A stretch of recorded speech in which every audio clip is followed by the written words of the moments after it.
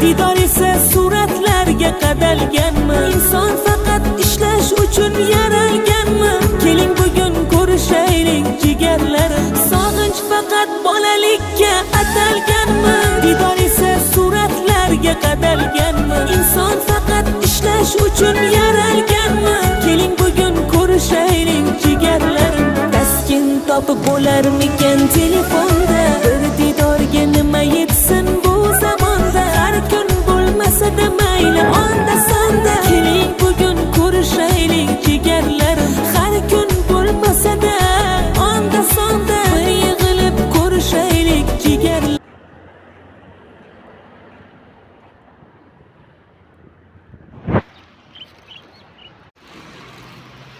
Mana hurmatli obunachilarimiz, biz Oltinsoy tumanimizdagi katta kanal, atroflari to'siq bilan o'ralgan.